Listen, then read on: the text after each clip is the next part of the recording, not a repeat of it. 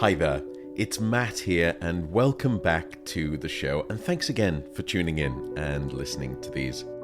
Now, in the last episode, we spoke about the diagnosis of insomnia, but let's take a step back for a second, and let's ask a more fundamental prelude question.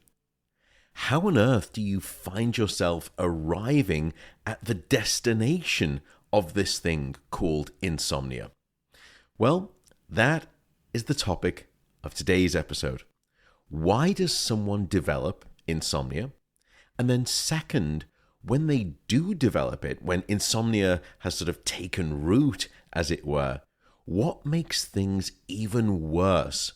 In other words, what is adding sort of petrol, or what you would say in America, what is adding gasoline fuel to the sleep disorder fire of insomnia and only making it rage more powerfully?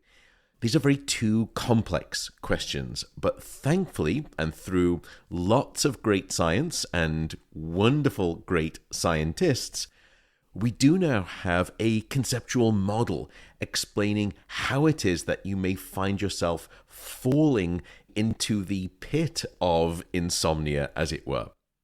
And this conceptual model involves a stepping stone chain of events that has you sort of tumbling down into the disorder of insomnia.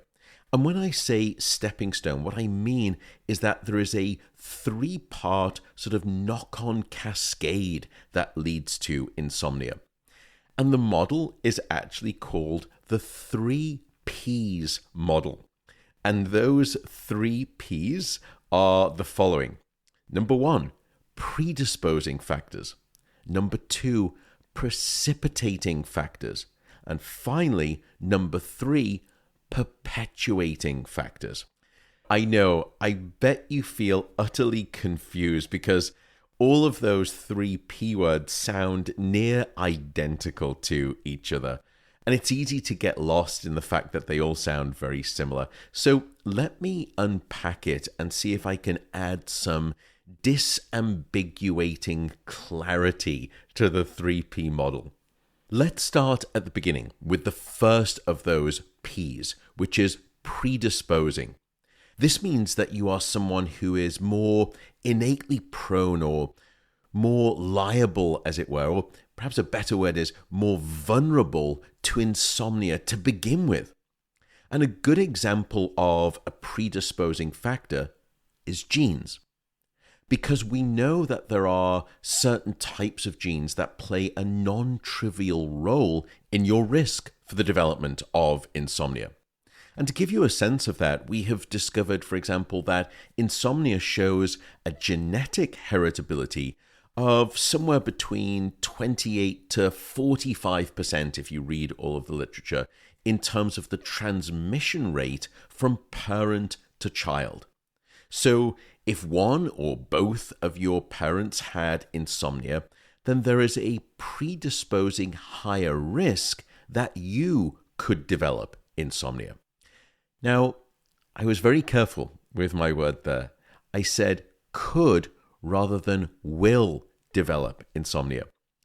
And I say could because of the second P of the model, which we'll get to in just a second. But suffice it to say, however, that genes are, when it comes to insomnia at least, not deterministic. And what I mean is that they are not an absolute guarantee of whether you will or you will not develop the condition. It's simply that these genes make you statistically more predisposed, hence the first P word, more likely, more vulnerable to developing insomnia. Does that make sort of some sense and explain the idea of, with an example of what a predisposing factor is?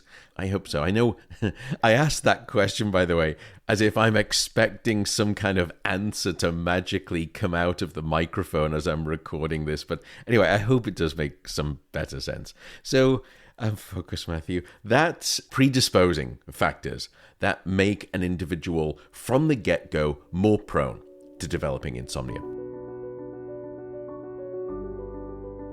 The podcast today is supported by Masterclass. Masterclass is the online streaming platform where anyone can learn from the world's best, and you can learn on topics such as cooking and business and art, entertainment, writing, sports. What else is there? I think there's science, there's health, of course, and there's technology. So when you sign up, you get access to all of the masterclasses. And when I talk about masters, we're talking about people such as Martin Scorsese, Venus Williams, Gordon Ramsay, Steph Curry, Neil deGrasse Tyson, Timbaland, Ron Howard. There's also Bill Clinton. And these are naming just a few of the ones that are my favorites, at least. You may even find a masterclass from a familiar sleep scientist on there. So if you're curious, and I mean that innately, that you have a thirst for learning like me, then head on over to masterclass.com/Matt Walker. And that's masterclass, all one word, masterclass.com/Matt Walker. And you will get a discount when you sign up as well. So I hope you enjoy it as much as I do. The second P is precipitating. Now, just because someone is predisposed to developing insomnia, it doesn't mean that they will develop insomnia. Something else usually has to come along and act almost like a finger that flicks the first domino to cause the chain reaction development of insomnia. These are what we call the precipitating factors. And by the way, since I love words, the term precipitate comes from the Latin root of precipitat, which means thrown headlong into something. I think that's a good description of what a precipitating factor is. It's a trigger. It's going to push you headlong towards this thing called an insomnia disorder. Now, as an example of what a precipitating factor could be, let's think about bereavement, or you've just gone through a really bad breakup in a relationship, or you're experiencing really significant stress at work or through some interpersonal conflict. Those things are very well known to be the types of triggers that can push someone over the threshold in terms of instigating insomnia. In other words, those can be the triggers. Those are the fingers that I've been talking about that flick and start the domino cascade, leading to an eruption of insomnia. The final P refers to perpetuating factors. So let's think about the patient here. So once they've developed insomnia, once insomnia has its grip on them, what are the things that only make it worse? What are the things that are only going to strengthen that grip of insomnia on that person? And since I just mentioned we love words on this podcast, just as an FYI, as an aside, perpetuate the word actually comes from the Latin root derivative of perpetus, meaning to continue or to make permanent. And I think that, again, is a good sort of conceptual idea of what I'm trying to speak about here with perpetuating factors. Things that will only continue the condition. Things that will only make it even more permanent, as it were. But thankfully, as we'll learn in the episode on treatments, insomnia does not have to be permanent, not by any stretch of the imagination. But so as not to stray down any more detours, let's go back to the higher level then. So if genes are an example of a predisposing factor, and let's say a breakup or a divorce are examples of the precipitating factors, things that will then trigger you, so you're more predisposed because you may have genetics, but then that doesn't mean you'll get it. But then these triggers come along, these precipitating factors that add to the predisposing factors that can instigate the first occurrence of insomnia.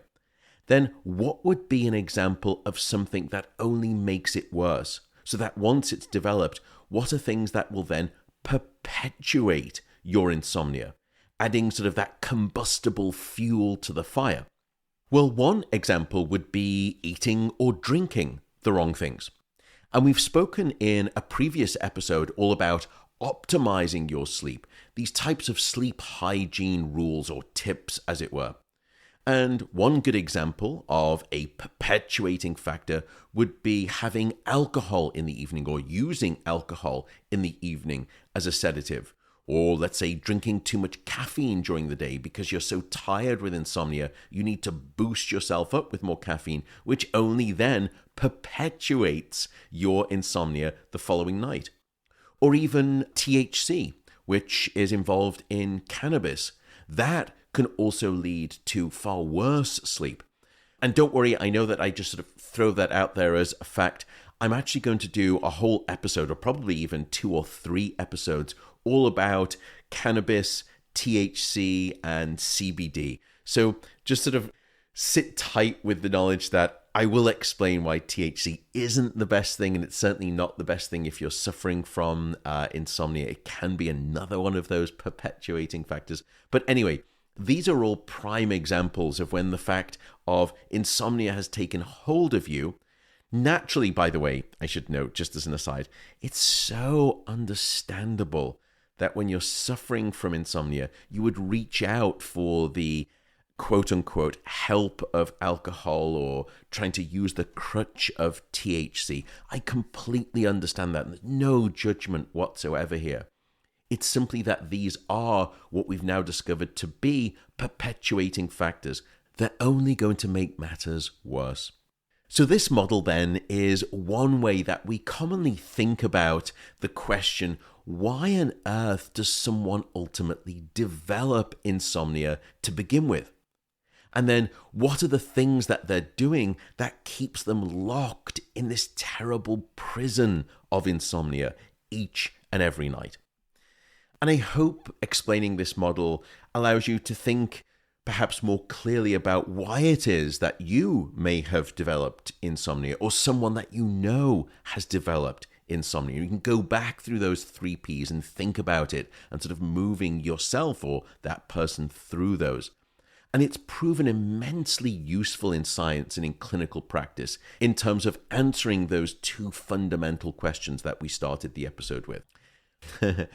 But like all good science, every answer only leads to the next, even more fascinating question. And it's no different here in terms of insomnia. What I mean is that this 3-part model does not tell you anything about the underlying physiological changes that ultimately cause insomnia. So, to put that another way, what has biologically gone wrong in insomnia? Now that is a critical question. And we have to answer it, because if we don't understand that question, then we can't develop medical treatments for insomnia without knowing the underlying biological mechanism. Well, thankfully, we now have some utterly remarkable scientific answers when it comes to answering the question, what has gone wrong biologically for an insomnia patient? I'm going to explain all of those things in the next 2 episodes in this mini-series on insomnia. But for now, I will simply say good night.